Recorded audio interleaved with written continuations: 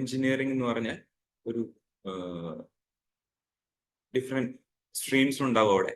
Mechanical, electrical, civil, computer science, electronics, അങ്ങനെ different streams അവിടെ നമുക്ക് കാണാൻ സാധിക്കും അല്ലെ. സോ അത് കഴിഞ്ഞ ഒരു സ്റ്റുഡന്റ് ആണ്, അല്ലെങ്കിൽ ഇപ്പോൾ അത് പഠിച്ചുകൊണ്ടിരിക്കുന്ന ഒരു സ്റ്റുഡന്റ് ആണെങ്കിൽ അവിടെ ഒരുപാട് കരിയർ ഓപ്ഷൻസ് ഉണ്ട്. പക്ഷെ നമ്മൾ ഇന്നത്തെ ഈ ഒരു സെക്ഷനിൽ നമ്മൾ നോക്കാൻ പോകുന്നത് ഗവൺമെന്റ് സെക്ടറിൽ നമുക്ക് ഒരു എഞ്ചിനീയറിംഗ് ഗ്രാജുവേറ്റിന് എങ്ങനെ പെർഫോം ചെയ്യാം, അല്ലെങ്കിൽ ഒരു ഗവൺമെന്റ് സെക്ടറിലേക്ക് എൻട്രി ചെയ്യാനായിട്ട് ഏതൊക്കെ വഴികളിലൂടെ ഒരു എഞ്ചിനീയറിംഗ് ഗ്രാജുവേറ്റ് നീങ്ങണം. ഈ ഒരു കാര്യങ്ങളാണ് ആക്ച്വലി ഇന്നത്തെ സെക്ഷനിൽ നമ്മൾ നോക്കാൻ പോകുന്നത്. സോ എല്ലാവർക്കും ഈ ഒരു ക്ലാസ്സിലേക്ക് സ്വാഗതം. സോ ഫസ്റ്റ് ഓഫ് ഓൾ ഞാൻ എന്നെ ഇൻട്രൊഡ്യൂസ് ചെയ്യാം. My name is Khan Shahjahan. ഞാൻ ഒരു എംടെക് ഗ്രാജുവേറ്റ് ആണ് ഫ്രം NIT ട്രിച്ചി. ഞാൻ ബിടെക് ചെയ്ത ഒരു മെക്കാനിക്കൽ എഞ്ചിനീയറിംഗ് ആണ് from GC Palakkad Sreekrishna. So നമുക്ക് നേരെ ക്ലാസ്സിലേക്ക് കിടക്കാം.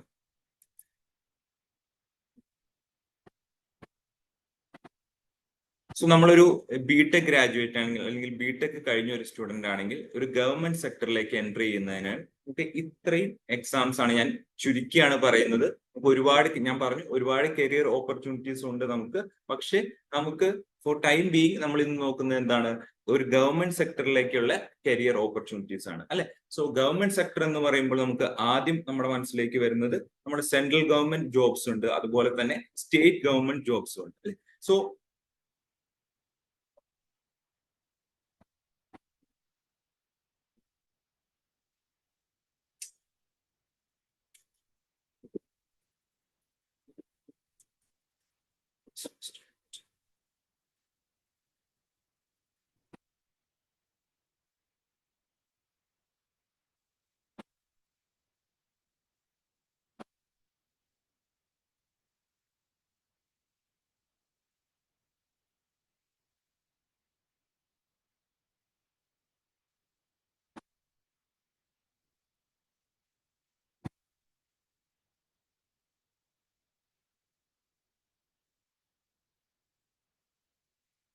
സോ നമുക്ക് നോക്കാം. അതിൽ മെയിൻ ആയിട്ടും നമ്മുടെ ഗവൺമെന്റ് സെക്ടറിലേക്കുള്ള എൻട്രൻസ് എന്ന് പറഞ്ഞാൽ അവിടെ മെയിൻ ആയിട്ട് വരുന്നൊരു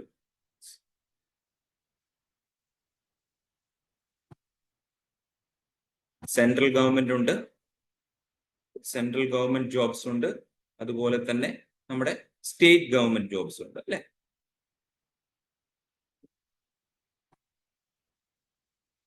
സോ സെൻട്രൽ ഗവൺമെന്റ് ജോബ്സിലേക്കുള്ള ഒരു എൻട്രി എന്ന് പറഞ്ഞാൽ PSU, പബ്ലിക് സെക്ടർ അണ്ടർടേക്കിംഗ്. നിങ്ങൾക്ക് എല്ലാവർക്കും അറിയായിരിക്കും.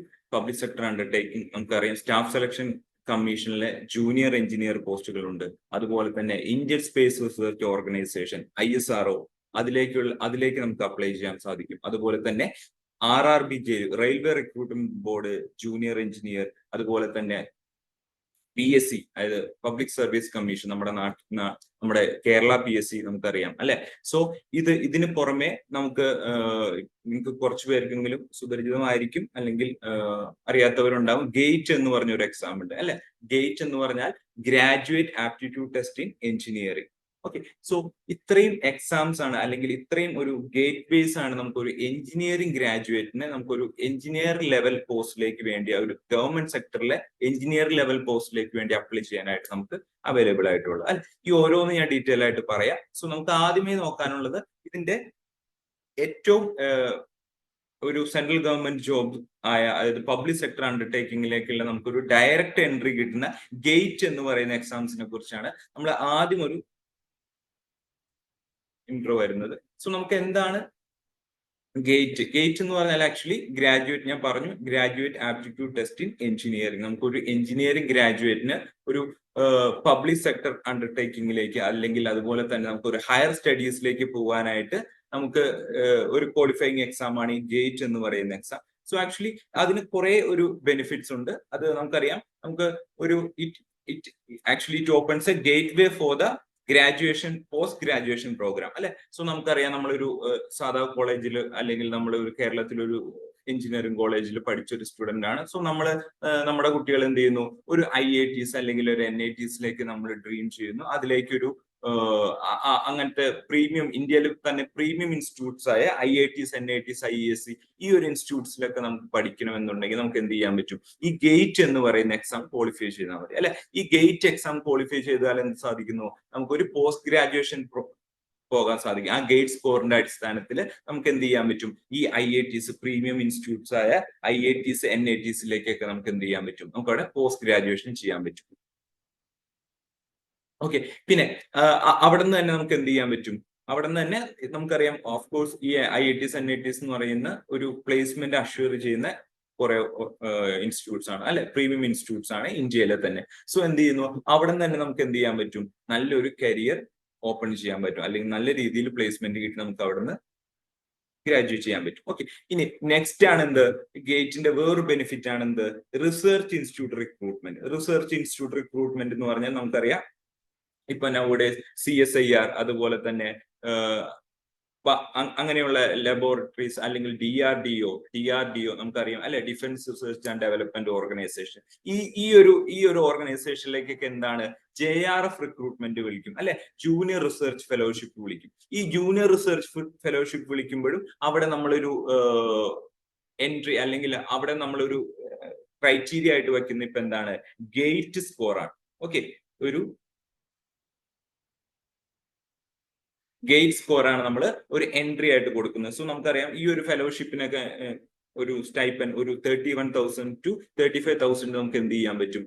ഇതില് സ്റ്റൈപ്പൻഡ് ആയിട്ട് നമുക്ക് ഇങ്ങോട്ടേക്ക് ലഭിക്കുന്നതാണ് അല്ലെ, ഈ ഒരു JRF ഒക്കെ ആയിട്ട് പോവുകയാണെങ്കിൽ. സോ നമുക്കൊരു ഡയറക്റ്റ് എൻട്രി ആണ് ഈ പറയുന്ന ഇന്ത്യയിലെ തന്നെ പ്രസ്റ്റീജിയസ് ആയിട്ടുള്ള ഈ ഒരു ഓർഗനൈസേഷൻ, അതായത് DRDO അതുപോലെ തന്നെ CSIR, ഇതിലേക്കൊക്കെ നിങ്ങൾക്ക് അതിന് ജസ്റ്റ് ക്വാളിഫിക്കേഷൻ പറയുന്നത് BTech ഗ്രാജുവേറ്റ് ആയാൽ മതി. നിങ്ങൾ ഏത് സ്ട്രീമാണോ, മെക്കാനിക്കലുണ്ട്, സിവിൽ, ഇലക്ട്രിക്കൽ, അങ്ങനെ ഏത് സ്ട്രീമാണോ ആ സ്ട്രീമിലേക്ക് ആ പർട്ടിക്കുലർ പേപ്പർ കോഡുള്ള ആ പർട്ടിക്കുലർ സ്ട്രീമിലുള്ള ഗേറ്റ് ക്വാളിഫൈ ചെയ്യുക. ജസ്റ്റ് ക്വാളിഫൈ ചെയ്താൽ മാത്രം മതി ഈ ഒരു റിസർച്ച് ഇൻസ്റ്റിറ്റ്യൂട്ടിലേക്കൊക്കെ നമുക്ക് എന്ത് ചെയ്യാൻ പറ്റും? ഒരു ഫെലോഷിപ്പ്, ജൂനിയർ റിസർച്ച് ഫെലോഷിപ്പിന് നമുക്ക് അപ്ലൈ ചെയ്യാൻ സാധിക്കുന്നു. ഓക്കെ, സോ അത് നമ്മൾ പറഞ്ഞു പോസ്റ്റ് ഗ്രാജുവേഷൻ പ്രോഗ്രാം നമുക്കറിയാം IITs, NITsലേക്ക്. ദെൻ ഈ റിസർച്ച് ഇൻസ്റ്റിറ്റ്യൂട്ട് റിക്രൂട്ട്മെന്റ് എന്ത് ചെയ്യുന്നു? ഗേറ്റ് സ്കോർ ആണ് അവരുടെ ഒരു ക്രൈറ്റീരിയ ആയിട്ട് ഇപ്പോൾ വയ്ക്കുന്നത്. ഓക്കെ, ഇനി നെക്സ്റ്റ് നിങ്ങൾക്ക് നിങ്ങൾ ഗേറ്റ് എന്ന് പറയുന്ന എക്സാമിനെ പറ്റി കേട്ടിട്ടുണ്ടെങ്കിൽ നിങ്ങൾക്ക് അറിയാൻ സാധ്യതയില്ലാത്ത ഒരു പോയിന്റ് ആണ് എന്ത്? ഈ ഗേറ്റ് സ്കോർ ആക്ച്വലി എന്ത് ചെയ്യുന്നു? ഈ അബ്രോഡ് യൂണിവേഴ്സിറ്റി, അബ്രോഡ് എന്ന് പറഞ്ഞാൽ അവിടെ നല്ല പ്രസ്റ്റീജിയസ് ആയിട്ടുള്ള ഇൻസ്റ്റിറ്റ്യൂട്ട്സ് അവിടെ ഉണ്ട്. നമുക്കറിയാം നാഷണൽ യൂണിവേഴ്സിറ്റി ഓഫ് സിംഗപ്പൂർ, അതുപോലെ തന്നെ NTU, Nanyang technological university and Germany, അതുപോലെ തന്നെ ബാക്കിയുള്ള കൺട്രീസിലേക്കുള്ള യൂണിവേഴ്സിറ്റീസ് എന്ത് ചെയ്യുന്നു? ഇപ്പോ നൗഡേസ് എന്ത് ചെയ്യുന്നു? ഗേറ്റ് സ്കോർ അവരുടെ ഒരു റിക്രൂട്ട്മെന്റ് ക്രൈറ്റീരിയ ആയിട്ട് അവർ പ്രിഫർ ചെയ്യാറുണ്ട്. ഓക്കെ, സോ നിങ്ങൾക്കൊരു സപ്പോസ് നിങ്ങൾക്കൊരു ഭയങ്കര ഹൈ ഗേറ്റ് സ്കോർ ഇല്ലെങ്കിൽ തന്നെ നമുക്ക് എന്ത് ചെയ്യാൻ സാധിക്കുന്നു? ഈ ഒരു സപ്പോസ് ഒരു മീഡിയം ഗേറ്റ് സ്കോർ ആണെങ്കിൽ പോലും നമുക്ക് ഈ തരം യൂണിവേഴ്സിറ്റികളിലേക്ക് നമുക്ക് അപ്ലൈ ചെയ്യാൻ സാധിക്കും. ഒരുപാട് കുട്ടികൾ ആക്ച്വലി എന്ത് ചെയ്യുന്നു? ഈ mostly from the north side, കേരളത്തിലത്തെ നമ്മുടെ കേരളം വിട്ട് നമ്മുടെ ഇന്ത്യയുടെ നോർത്ത് സൈഡിൽ നിന്നൊക്കെ ഒരുപാട് കുട്ടികൾ ഗേറ്റ് സ്കോറിന്റെ അടിസ്ഥാനത്തിൽ എന്ത് ചെയ്യുന്നു? പുറമെ അബ്രോഡ് കൺട്രീസിലേക്ക് ആക്ച്വലി പഠിക്കാനായിട്ട് പോകുന്നുണ്ട്. ഇനി നെക്സ്റ്റ് ആൻഡ് മോസ്റ്റ് ഇമ്പോർട്ടന്റ് എന്താണ്?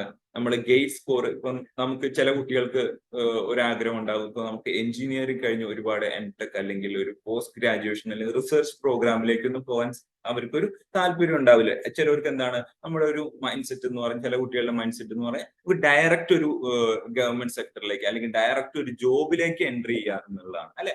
സോ അതിനും പറ്റിയ ഒരു ബെസ്റ്റ് ഓപ്ഷൻ ആണ് എന്ത്? ഗേറ്റ് എന്ന് പറയുന്ന എക്സാം, ഈ graduate aptitude test in engineering. So ഈ ഗേറ്റിലൊരു അത്യാവശ്യം ഒരു സ്കോർ ഉണ്ടെങ്കിൽ അല്ലെങ്കിൽ ഒരു medium or above medium score ഉണ്ടെങ്കിൽ നമുക്ക് എന്ത് ചെയ്യാൻ പറ്റും? നമുക്കൊരു പബ്ലിക് സെക്ടർ അണ്ടർടേക്കിംഗിലേക്ക് നമുക്ക് എൻട്രി ചെയ്യാൻ സാധിക്കും.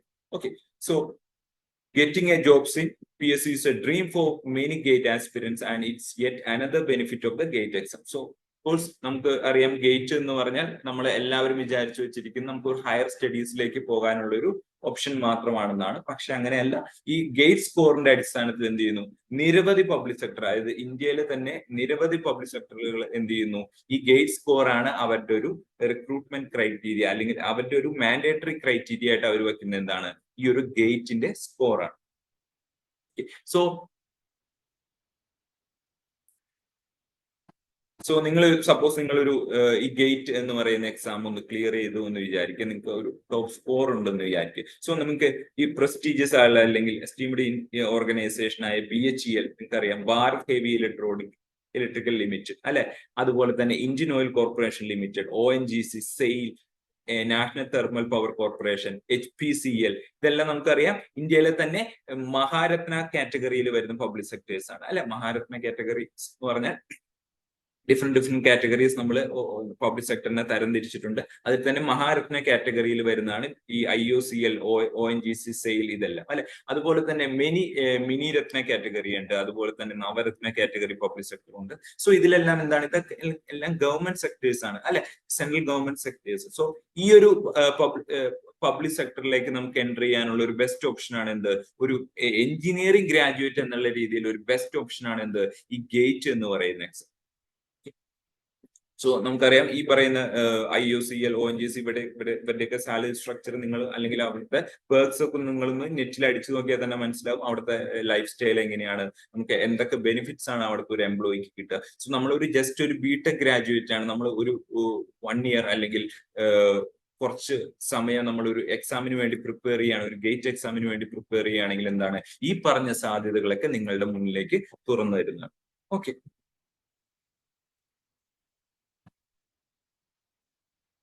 സോ ഇത് ഞാൻ ഇതിന്റെ ഒരു സ്ക്രീൻഷോട്ട് വെച്ചതാണ്. ഗ്രാജുവേറ്റ് ആപ്റ്റിറ്റ്യൂഡ് നമ്മുടെ ഗേറ്റ് 2025 ഒരു ബ്രോഷർ ആയിരുന്നു അത്. നമ്മൾ ഓരോ പ്രാവശ്യവും ഗേറ്റ് എക്സാം കണ്ടക്ട് ചെയ്യുന്ന ഇന്ത്യയിലെ തന്നെ IITs ആണ് അല്ലെ. കഴിഞ്ഞ വർഷം ഇപ്പോ ഈ 2025 ഗേറ്റ് എക്സാം ആക്ച്വലി ഈ ജനുവരി മാസം കഴിഞ്ഞ് 2025 ജനുവരി ഫെബ്രുവരി ആ ഒരു ടൈമിലാണ് gate exam.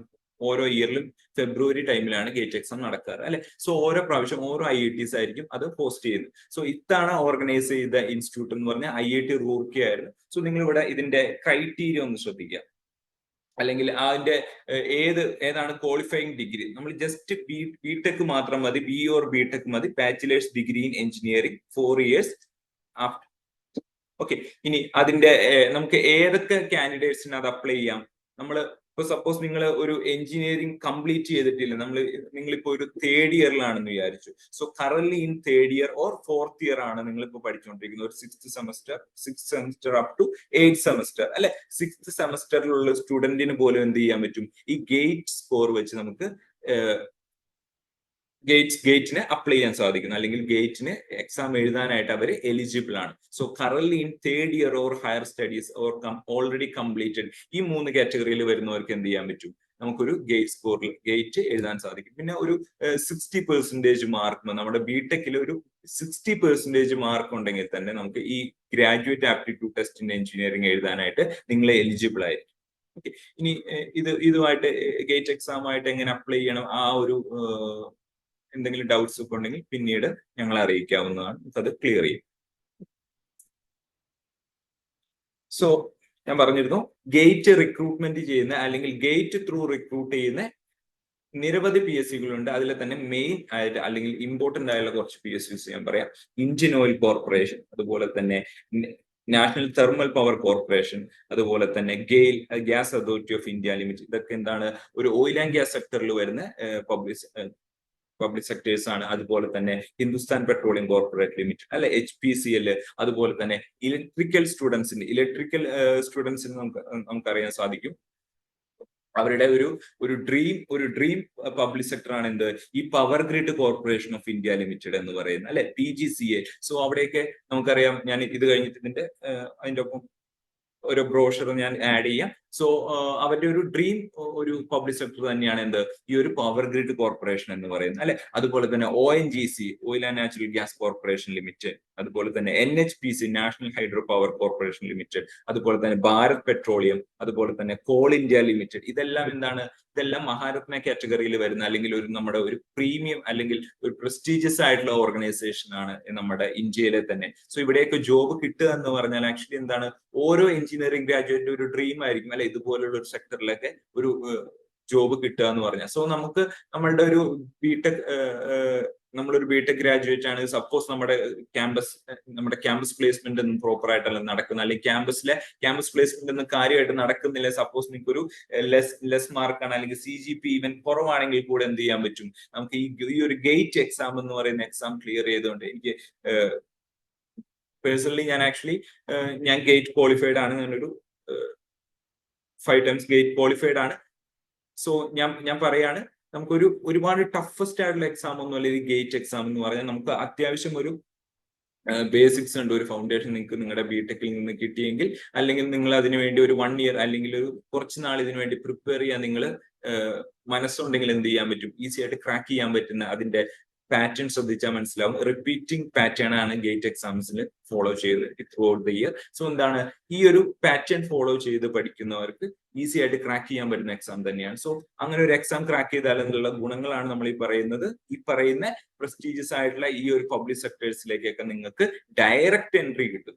Okay, direct entry ആണ് ഇവിടെ സാധിക്കുന്നത്. ഈ ഗേറ്റ് എക്സാംസിന്റെ സ്കോർ ഒരു 80% സ്കോർ ഗേറ്റിന്റെ സ്കോർ ആയിരിക്കും 80%. ബാക്കി 20% മാത്രമാണ് ഒരു ഇന്റർവ്യൂ സ്കോർ വരുന്നത്. So if you perform well in gate exam actually, so your chances are high അല്ലെ. സോ 80% എന്ന് പറഞ്ഞാൽ അതിന്റെ ഒരു നമ്മൾ ഗേറ്റ് എക്സാമിൽ പ്രിപ്പയർ ചെയ്യാൻ അല്ലെങ്കിൽ നന്നായി പെർഫോം ചെയ്തിട്ടുണ്ടെങ്കിൽ ബാക്കി ഈസിയാണ് ഇതിലേക്കുള്ള എൻട്രി എന്ന് പറയുന്നത്.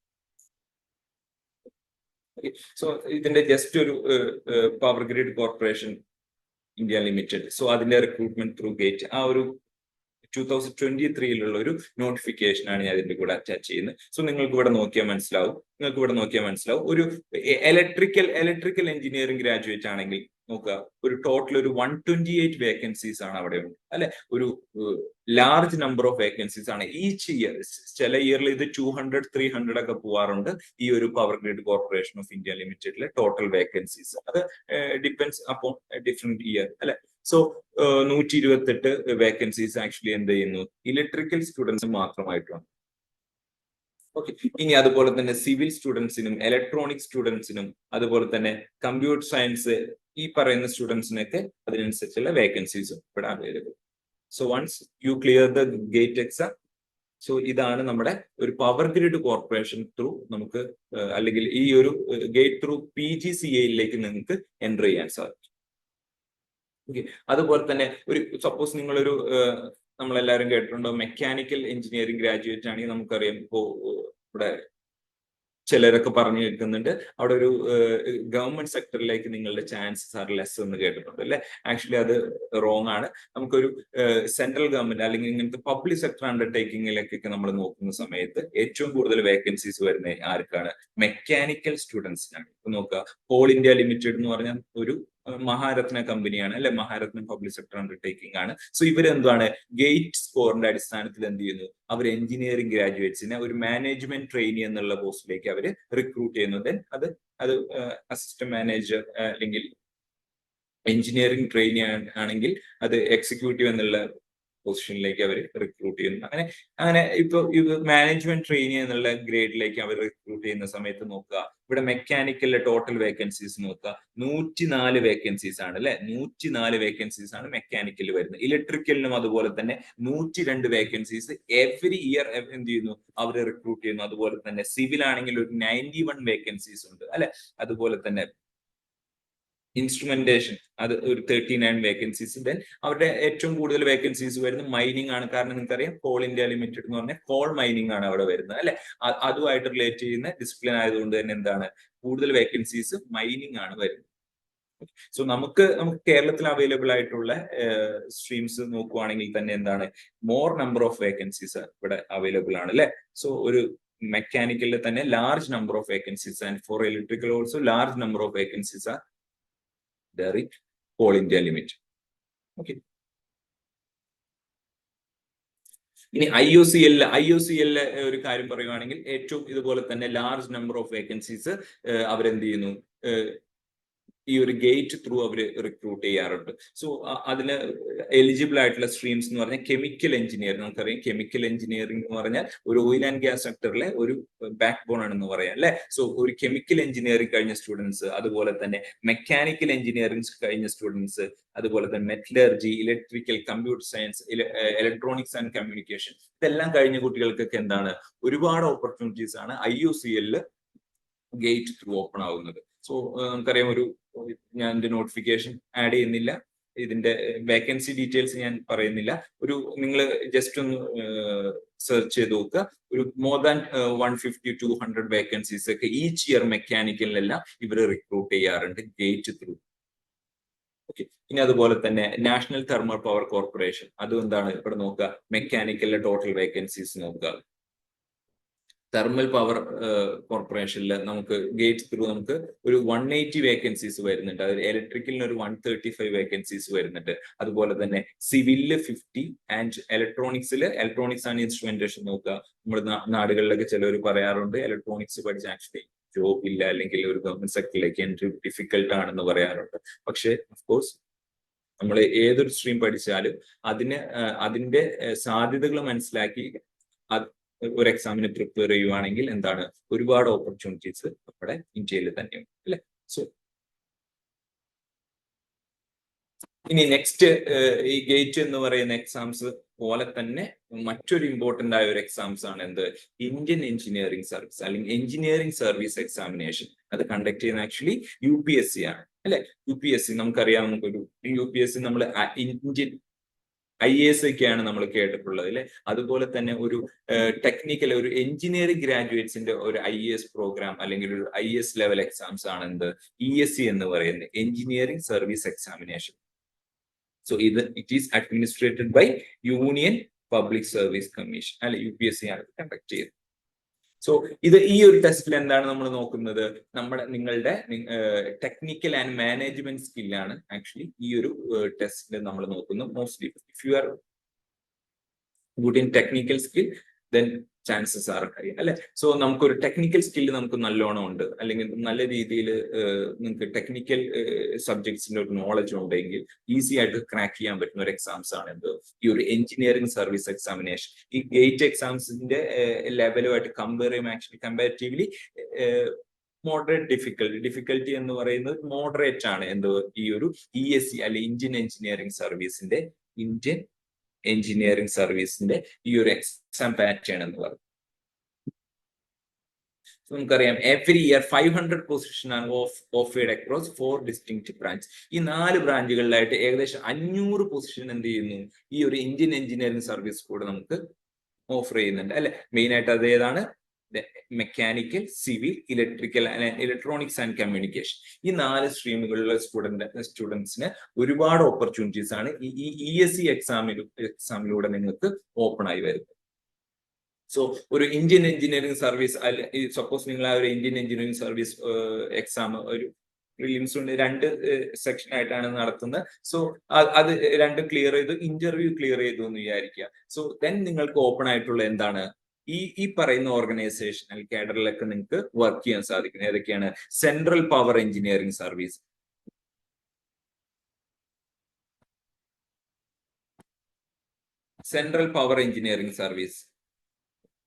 അതുപോലെ തന്നെ central electrical and mechanical service, central engineering service, central water engineering, defence service engineering corps, അതുപോലെ തന്നെ geological survey of India, Indian army engineering service, Indian navy armament service, അതുപോലെ തന്നെ Indian ordinance factory, Indian railway service, അതുപോലെ തന്നെ military engineering service നിങ്ങൾ കേട്ടിട്ടുണ്ടാവും അല്ലെ, MES military engineering service, Indian telecommunication service. ഇതിലെല്ലാം നമുക്ക് എന്ത് ചെയ്യാൻ പറ്റുന്നു, ഈ IAS ഓഫീസേഴ്സ് ആണ് ആക്ച്വലി അവിടെ വർക്ക് ചെയ്യുന്നത്, അല്ലെങ്കിൽ ഇന്ത്യൻ എഞ്ചിനീയറിംഗ് സർവീസ് എക്സാമിനേഷൻ കഴിഞ്ഞ കാൻഡിഡേറ്റ്സ് ആണ് ആക്ച്വലി എന്ത് ചെയ്യുന്നത് ഈ ഒരു കാഡറിലേക്ക് അല്ലെങ്കിൽ ഓർഗനൈസേഷനിലേക്ക് ഡയറക്റ്റ് എൻട്രി നമുക്ക് കിട്ടുന്നു. സോ ഇത്രയും ഓപ്പർച്യൂണിറ്റീസ് എന്ത് ചെയ്യുന്നു ഈ ഒരു ഒറ്റ എക്സാമിലൂടെ നമുക്ക് ഓപ്പൺ ആയിട്ട് വരുന്നുണ്ട് അല്ലെ. സോ അതിന്റെ ഇമ്പോർട്ടൻസ് നിങ്ങൾ മനസ്സിലാക്കുക. ദെൻ ഇതിന്റെ ഒരു UPSC 2024 ലാസ്റ്റ് ഇയറിലെ അതിന്റെ എക്സാം പാറ്റേൺ ആണ് ഞാൻ പറയുന്നത്. പ്രിലിംസ് നോക്കുക, ഇവിടെ ജനറൽ സ്റ്റഡീസ് ആൻഡ് എഞ്ചിനീയറിംഗ് ആപ്റ്റിറ്റ്യൂഡിലെ ഒരു 200 മാർക്സ് ഉണ്ടാവും. അത് ഈസി ആയിട്ട് സ്കോർ ചെയ്യാൻ പറ്റുന്ന ഒരു സെക്ഷനാണ്.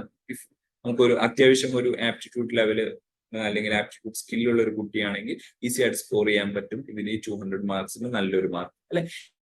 ഇനി പിന്നെ ഒരു 300 മാർക്കോളം ഏതാണ് വരുന്നത്, ഒരു സിവിൽ ഇലക്ട്രിക്കൽ മെക്കാനിക് നമ്മൾ ഏത് സ്ട്രീമാണ് അതിന്റെ ആ ഒരു ഡിസിപ്ലിനിലുള്ള ക്വസ്റ്റ്യൻസ് മാത്രമായിരിക്കും 300 മാർക്കിന് വരുന്നത്. സോ നിങ്ങൾ അതിന്റെ ഇമ്പോർട്ടൻസ് മനസ്സിലാക്കാൻ നിങ്ങളിപ്പോ ഒരു നിങ്ങളുടെ എഞ്ചിനീയറിംഗ് എന്ന് പറയുന്ന അല്ലെങ്കിൽ സപ്പോസ് നിങ്ങൾ ഒരു ഗേറ്റിന് പ്രിപ്പയർ ചെയ്യുന്ന അല്ലെങ്കിൽ ഒരു ടെക്നിക്കൽ എക്സാമിന് പ്രിപ്പയർ ചെയ്യുന്ന കുട്ടിയാണെങ്കിൽ നിങ്ങൾ മസ്റ്റ് ആയിട്ടും ട്രൈ ചെയ്യേണ്ട ഒരു എക്സാം ആണ് എന്ത്, ഇന്ത്യൻ എഞ്ചിനീയറിംഗ് സർവീസ് എന്ന് പറയുന്നത്. ഓക്കെ, അതുപോലെ തന്നെ അതിന്റെ സ്റ്റേജ് 2 അതിന്റെ മെയിൻസ് എക്സാമിലേക്ക് ഈ പറയുന്ന പേപ്പർ 1 പേപ്പർ 2 ഉണ്ട്. സോ ഇത് രണ്ടും എന്താണ്, ടെക്നിക്കൽ നമ്മളുടെ ഏത് ഡിസിപ്ലിൻ ആണ് നമ്മൾ ഫോളോ ചെയ്യുന്നത്, സിവിൽ ആണോ മെക്കാനിക്കൽ ആണോ ഇലക്ട്രിക്കൽ ആണോ, സോ അത് മാത്രമായിരിക്കും നമുക്ക് എന്ത്, അതിൽ നിന്ന് മാത്രമായിരിക്കും നമുക്ക് ക്വസ്റ്റ്യൻസ് വരെ. ടോട്ടൽ 600 ക്വസ്റ്റ്യൻസ് ആയിരിക്കും പേപ്പർ 1 പേപ്പർ 2 ആയിട്ട് നമുക്ക് ഈ മെയിൻസ് എക്സാംസ്, അതായത് UPSC ESC മെയിൻസ് എക്സാമിൽ നമുക്ക് എക്സ്പെക്ട് ചെയ്യാവുന്നത്. ഓക്കെ, ഇങ്ങനെ സ്റ്റേജ് 1 സ്റ്റേജ് 2 ഇങ്ങനെ 2 സ്റ്റേജ് ആയിട്ടാണ് ആക്ച്വലി എന്ത് ചെയ്യുന്നത് എക്സാം ഇവരെ കണ്ടക്ട് ചെയ്യാറ്.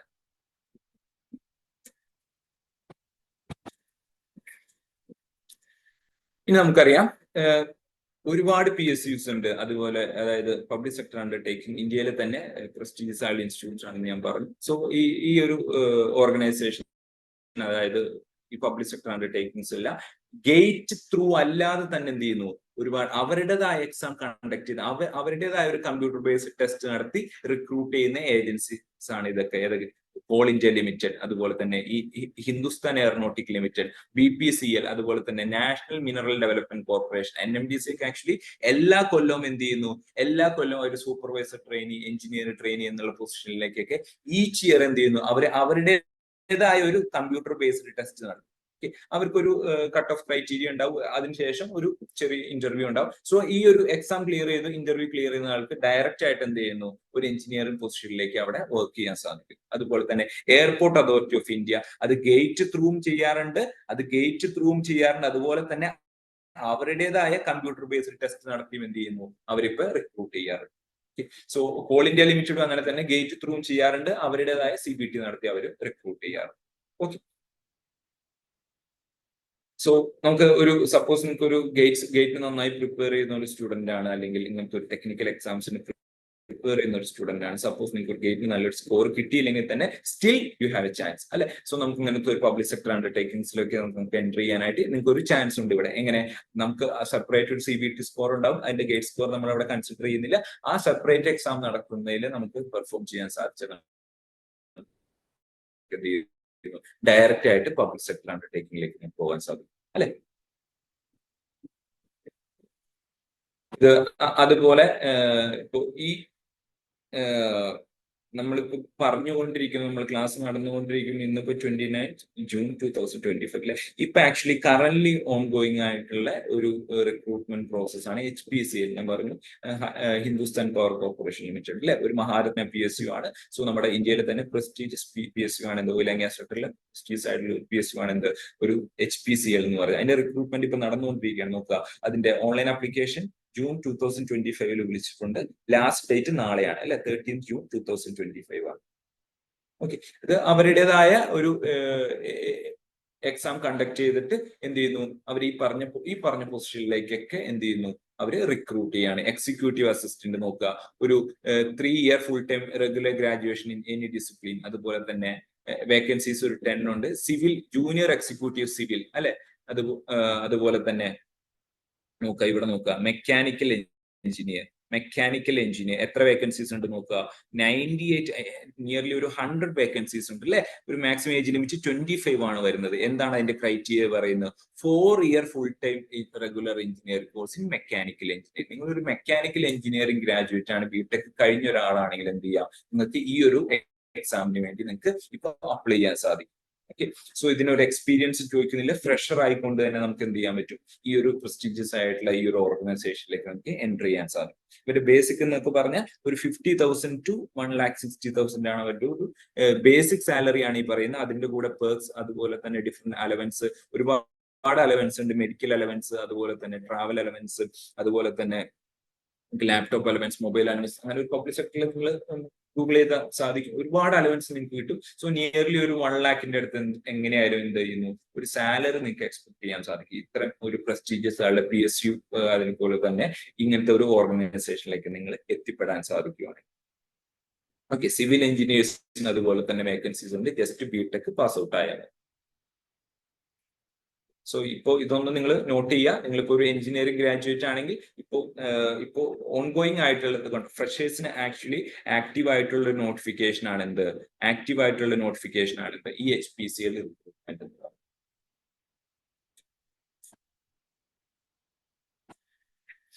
ഇനി ഒരു എഞ്ചിനീയറിംഗ് ഗ്രാജുവേറ്റിന് ഒരു ISRO പോലുള്ള ഇന്ത്യൻ സ്പേസ് റിസർച്ച് ഓർഗനൈസേഷൻ പോലുള്ള റിസർച്ച് ഓർഗനൈസേഷനിലേക്ക് നമുക്ക് ഒരു ഡ്രീം ജോബ് ആഗ്രഹിക്കുന്നവരാണെങ്കിൽ എന്ത് ചെയ്യുന്നു, ISRO ഈച്ച് ഇയർ എന്ത് ചെയ്യുന്നു, അവരുടേതായ ഒരു കമ്പ്യൂട്ടർ ബേസ്ഡ് ടെസ്റ്റോ അല്ലെങ്കിൽ ഒരു എക്സാം നടത്തിയിട്ടാണ് അവർ റിക്രൂട്ട് ചെയ്യുന്നത്. സോ നോക്കുക, അവിടുത്തെ വേക്കൻസീസ് ഞാനൊന്ന് പറയാണ്. അവിടെ വേക്കൻസീസ് ഒരു 163 വേക്കൻസീസ് മെക്കാനിക്കലിന്, ഇലക്ട്രിക്കലിന് ഒരു 90, ഇലക്ട്രോണിക്സിന് 90 വേക്കൻസി, കമ്പ്യൂട്ടർ സയൻസിന് 47. സോ ഇങ്ങനെയൊക്കെയാണ് അവിടുത്തെ ഒരു വേക്കൻസീസ് എന്ന് പറയുന്നത്. ഇതിന്റെ എക്സാമും ഈ ഒരു ISRO സയന്റിസ്റ്റ്, SC സയന്റിസ്റ്റ് എക്സാമിന്റെ ഒരു ഡിഫിക്കൽട്ടി ലെവൽ എന്ന് പറഞ്ഞാൽ ഗേറ്റ് എക്സാമിനേക്കാളൊക്കെ ഒരുപാട് താഴെയാണ്. നമ്മളൊരു അതിനു വേണ്ടി ഒരു 2-3 months ഇരിക്കുവാണെങ്കിൽ തന്നെ നമുക്ക് ഈസി ആയിട്ട് ക്രാക്ക് ചെയ്യാൻ പറ്റുന്ന ഒരു എക്സാം ആണ് എന്ത്, ഈ ഒരു ISRO സയന്റിസ്റ്റ് എക്സാം.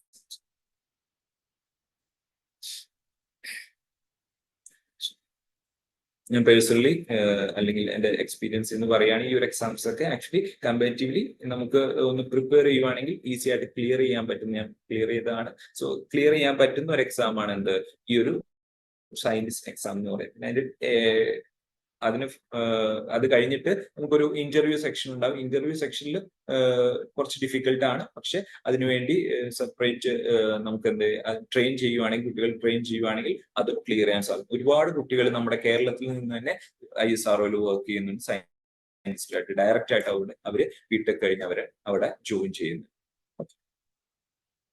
സോ ഇവിടെ നോക്കുക, ഇലക്ട്രോണിക്സ് കമ്പാരിറ്റീവ്ലി നമ്മൾ പറയാറുണ്ട് അല്ലെ, സാധ്യതകൾ കുറവാണെന്ന്. സോ നമുക്ക് ഇവിടെ നോക്കുക, ഒരു 100ന്റെ അടുത്ത് വേക്കൻസീസ് ISRO സയന്റിസ്റ്റിൽ ഇലക്ട്രോണിക്സ് കാറ്റഗറിയിലുള്ള അല്ലെങ്കിൽ ഇലക്ട്രോണിക്സ് സ്ട്രീമിലുള്ള കുട്ടികൾക്കും അവൈലബിൾ.